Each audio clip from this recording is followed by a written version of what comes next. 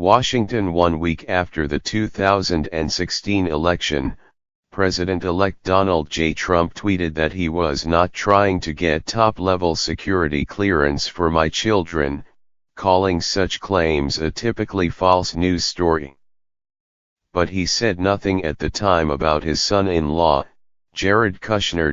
Nearly 15 months later, Mr. Kushner, now a senior White House advisor with a broad foreign policy portfolio that requires access to some of the intelligence community's most closely guarded secrets, still has not succeeded in securing a permanent security clearance.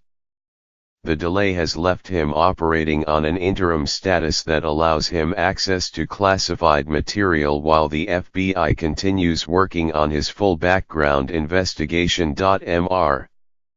Kushner's status was similar to the status of others in the White House, including Rob Porter, the staff secretary who resigned last week after his two former wives alleged that he physically and emotionally abused them during their marriages. People familiar with the security clearance process in Mr. Trump's White House said it was widely acknowledged among senior aides that raising questions about unresolved vetting issues in a staff member's background would implicitly reflect on Mr. Kushner's status, as well a situation made more awkward because Mr. Kushner is married to the president's daughter Ivanka. It remains unclear why Mr. Kushner's security clearance has taken so long. He has publicly admitted to making several mistakes on the national security questionnaire required of all prospective White House employees. Mr. Kushner's background as a wealthy New York real estate developer with a complicated financial history is also likely to have slowed the thorough background check process. Mr.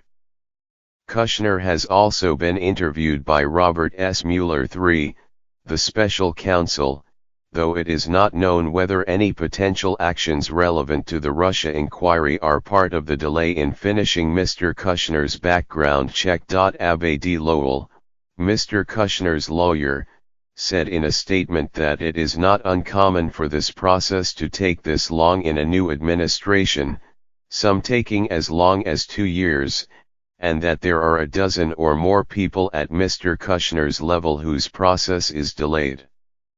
Like his. Questions about the security clearance process at the White House have become more urgent after the scandal surrounding Mr. Porter and the still unanswered questions about when the president's aides knew about the abuse allegations against him.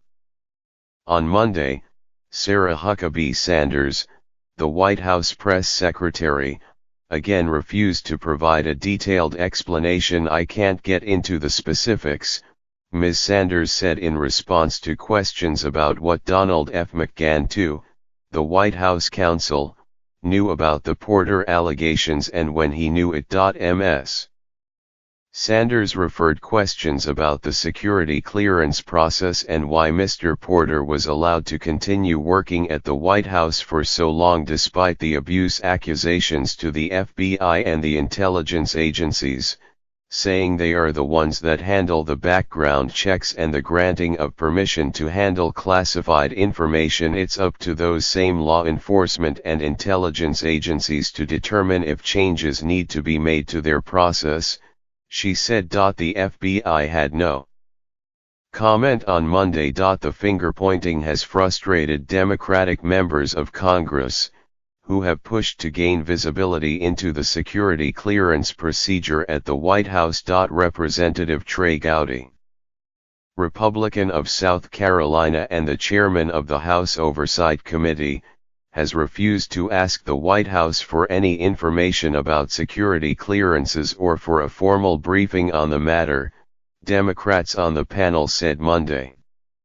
He has also refused to allow the committee to vote on 3 subpoenas proposed by Democrats, including one on interim clearances. Mr.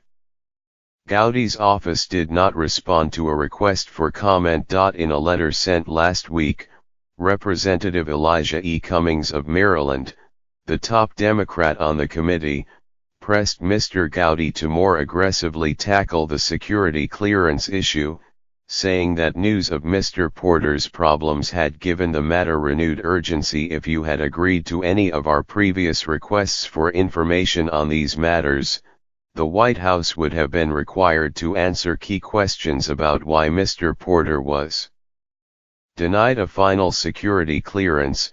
Mr. Cummings wrote instead, "Because of your multiple refusals, we did not find out about any of these issues until they were reported in the press." He added, "The process for allowing White House officials to work with secret classified material typically begins when West Wing employees are subjected to a brief background check and are granted interim clearance.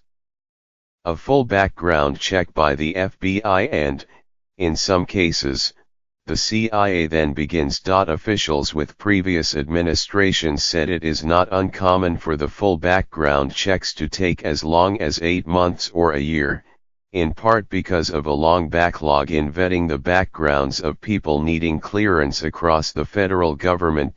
Background checks take about a year for Pentagon employees and 6 to 7 months for prospective CIA or National Security Agency workers, a senior American official said. But several former White House officials said it is also common for administration officials to encourage the investigators to give top priority to senior presidential aides like Mr. Porter and Mr. Kushner. What Mr. McGahn and other top White House officials learned about the allegations against Mr. Porter, and when they learned it, remains murky. Mr. Porter told Mr. McGahn in January 2017 that there could be what he described as false allegations against him, according to 2 people briefed on the situation. In June, the FBI informed the White House Security Office that allegations of domestic abuse had surfaced. Mr. McGahn was made aware at the time that there was an issue with Mr. Porter's background investigation, but relied on the security office to continue pursuing the background check. White House officials disputed that assertion, saying on Monday that Mr. McGahn was not made aware during the summer of any problems with Mr. Porter's clearance. In November, the Bureau delivered a thick file on Mr. Porter's background check to the security office and relayed that he was not likely to succeed in getting a permanent clearance, according to one person briefed on the case. Security office officials encouraged the FBI to complete its investigation so the office could make a final determination on Mr. Porter's clearance. One person briefed on the situation, who had insisted on anonymity to discuss private deliberations, said late last week that the Bureau had informed Mr. McGahn when the file was delivered that the allegations against Mr. Porter were likely to derail his security clearance.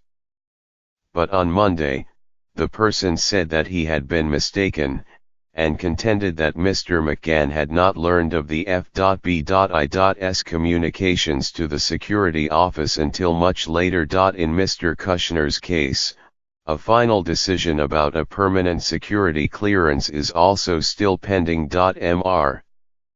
Lowell said that it should not be surprising that someone with the extent of his holdings, travels and lengthy submissions would require a lengthy background check. But he took issue with the suggestion that the delays somehow affect Mr. Kushner's ability to do his job at the White House. "This is just the latest," he said, in unnamed sources quoting second-hand hearsay concerning Mr. Kushner that, like the others, will be shown to be untrue.